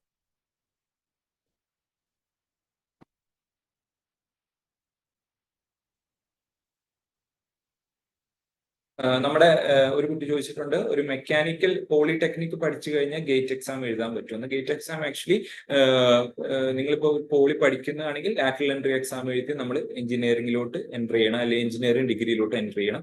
അതിനുശേഷം മാത്രമാണ് എഞ്ചിനീയറിംഗ് ആണ് ബേസിക് ക്രൈറ്റീരിയ വരുന്നത്. അതായത് ബിടെക് അതായത് ബാച്ചുലർ ഓഫ് ടെക്നോളജി, അതാണ് നമ്മുടെ ബേസിക് ക്രൈറ്റീരിയ ആയിട്ട് ഫോർ ഗേറ്റ് എക്സാം വരുന്നത്. സോ പോളി പഠിക്കുന്ന ഒരു സ്റ്റുഡൻസിന് ആസ് ഓഫ് നമുക്ക് അത് അപ്ലൈ ചെയ്യാൻ പറ്റില്ല. പക്ഷെ നിങ്ങൾക്കറിയാം നമ്മുടെ ഒരുപാട് പബ്ലിക് സെക്ടേഴ്സ് ഞാൻ ഈ പറഞ്ഞ BPCL ആയിക്കോട്ടെ, HPCL ആയിക്കോട്ടെ, ONGC ആയിക്കോട്ടെ, ബെൽ ആയിക്കോട്ടെ, ഇവരെല്ലാം സൂപ്പർവൈസർ ട്രെയിനി എന്ന് പറഞ്ഞൊരു പോസ്റ്റ് ഉണ്ട്. അതായത് സൂപ്പർവൈസർ ട്രെയിനി എന്ന് പറഞ്ഞാൽ അവിടെ ഡിപ്ലോമക്കാർക്ക് മാത്രം അപ്ലൈ ചെയ്യാൻ പറ്റുന്നതാണ്. അവിടെ ഏറ്റവും കൂടുതൽ വേക്കൻസീസ് വരുന്നത് മെക്കാനിക്കൽ സ്റ്റുഡൻസിനാണ്. ഈച്ച് ഇയർ എന്ത് ചെയ്യുന്നു, ഒരു 5,000 6,000 ഒക്കെ ടോട്ടൽ വേക്കൻസീസ് വരുന്നുണ്ട് ഈ എല്ലാ പബ്ലിക് സെക്ടറും കൂടെ. സോ അന്നേരം നിങ്ങൾക്ക് ഡയറക്റ്റ് അവിടെ ഒരു എക്സാംസ് ഉണ്ടാവും. അത് കമ്പാരിറ്റീവ്ലി ഈസി ആയിരിക്കും ആസ് കമ്പയർഡ് ടു ഗേറ്റ് അല്ലെങ്കിൽ ബാക്കി ഈ പബ്ലിക് സെക്ടേഴ്സിന്റെ ഒക്കെ എക്സാം വെച്ച് നോക്കുമ്പോൾ ഒരു സൂപ്പർവൈസർ ട്രെയിനിക്ക്. സോ നിങ്ങൾക്ക് ഇപ്പോൾ ഒരു പോളിടെക്നിക് പഠിക്കുന്ന ഒരു കുട്ടിയാണ്, സോ നിങ്ങൾക്ക് സൂപ്പർവൈസർ അല്ലെങ്കിൽ ഒരു എഞ്ചിനീയറിംഗ് എടുക്കാൻ താല്പര്യമില്ല, ഇനി ഹയർ സ്റ്റഡീസിന് പോകേണ്ട ഡയറക്റ്റ് ജോബ് ആണ് ലക്ഷ്യമെങ്കിൽ നിങ്ങൾക്ക് പക്ഷെ ഒരു പ്രിപ്പയർ ചെയ്യാനുള്ള എക്സാംസിന് പ്രിപ്പയർ ചെയ്യാനുള്ള ഒരു വിൽ പവർ, ഒരു മൈൻഡ് സെറ്റ് ഉണ്ടെങ്കിൽ നിങ്ങൾക്ക് എന്ത് ചെയ്യാം, ഈ സൂപ്പർവൈസർ ട്രെയിനി എന്ന് പറയുന്ന പോസ്റ്റുകളിലേക്കൊക്കെ നിങ്ങൾക്ക് അപ്ലൈ ചെയ്യാൻ സാധിക്കും. അവിടെ സൂപ്പർവൈസർ ട്രെയിനിയുടെ കാര്യം ശ്രദ്ധിക്കുക. പബ്ലിക് സെക്ടർ അണ്ടർടേക്കിംഗ് അവിടെ ബിടെക് ഗ്രാജുവേറ്റ്സിന് അപ്ലൈ ചെയ്യാൻ പറ്റില്ല. അതിന് അപ്ലൈ ചെയ്യാൻ പറ്റണമെങ്കിൽ അവിടെ അയാൾക്ക് ഡിപ്ലോമ ഇൻ മെക്കാനിക്കൽ എഞ്ചിനീയർ അല്ലെങ്കിൽ ഡിപ്ലോമ ഡിഗ്രി ഉണ്ടാവണം.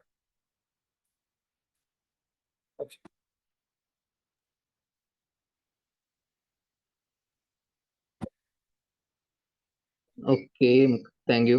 പിന്നെ ഇനി എന്തെങ്കിലും ചോദ്യങ്ങൾ ഉണ്ടെങ്കിൽ ജസ്റ്റ് ഒന്ന് എന്തെങ്കിലും ചോദിക്കാനുണ്ടെങ്കിൽ ഒന്ന് മൈക്ക് ഓൺ ആക്കി ചോദിക്കാം, അല്ലെങ്കിൽ നമുക്ക് വൈൻഡ് അപ്പ് ചെയ്യാവുന്നതാണ്.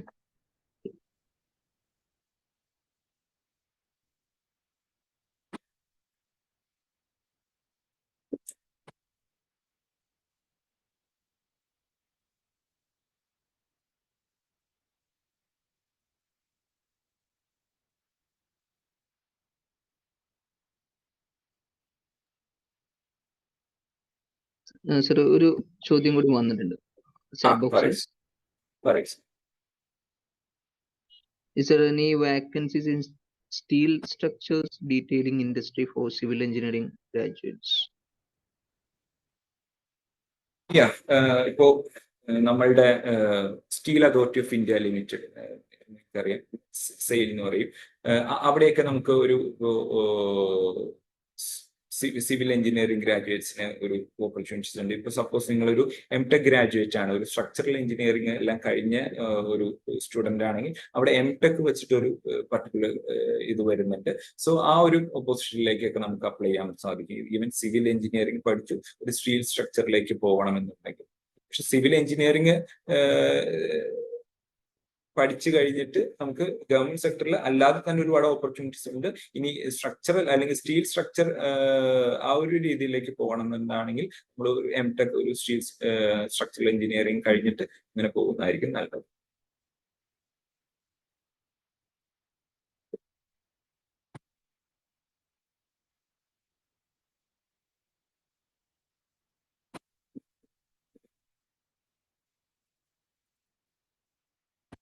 ആക്ച്വലി വേറെ ഔട്ട് ഓഫ് കണ്ടക്സ്റ്റ് ഒരുപാട് ക്വസ്റ്റ്യൻസ് വന്നിട്ടുണ്ട്. BAMS BHMS ഡിഫറൻസ് ആക്ഷൻ നമ്മളുടെ എഞ്ചിനീയറിംഗ് കാറ്റഗറി മാത്രമാണ് ഡിസ്കസ് ചെയ്യുന്നത്.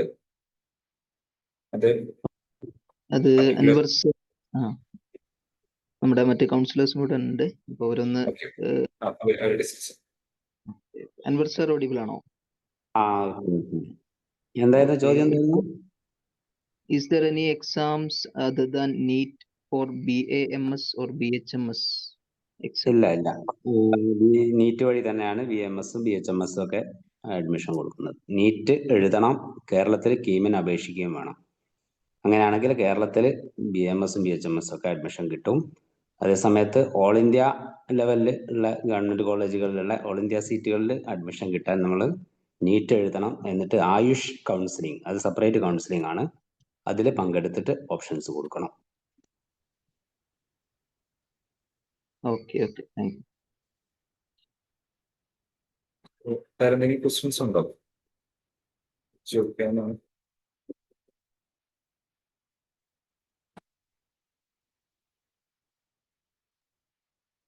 നമുക്ക് വൈൻഡ് അപ്പ് ചെയ്യാൻ തോന്നുന്നു. ഓക്കെ,